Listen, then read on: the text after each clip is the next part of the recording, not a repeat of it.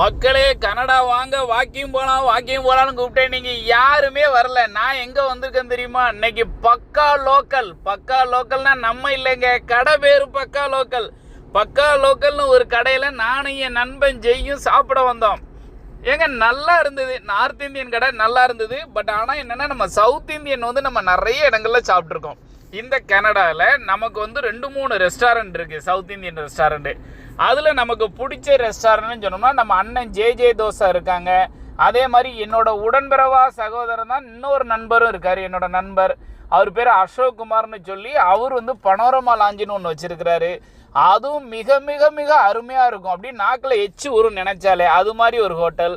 அடுத்தால இன்னொரு அண்ணன் ஒருத்தர் இருக்காருங்க. அந்த அண்ணன் பேர் ராஜேந்திரன்னு பேர்.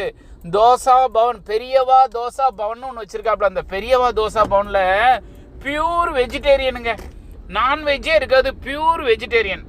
அந்த 3லையும் சாப்பிட்டுட்டு இதில் சாப்பிட்டா நமக்கு கொஞ்சம் கூட பிடிக்கலைங்க, இதுதான் உண்மை. ஆனாலும் பிடிக்காட்டாலும் உட்காந்து ஒரு சிக்கன் 65 வாங்கி நானும் என் நண்பனும் சும்மா பாதி எடுத்து சாப்பிட்டுக்கிட்டு இருந்தோம்.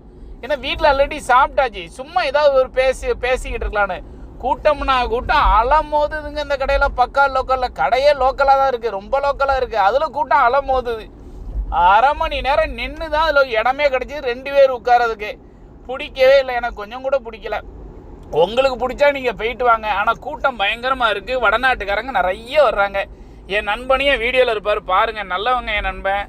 ஆமாம், பாருங்கள், நீங்களும் போங்க கடைக்கு. பாய் மக்களே, பாய்.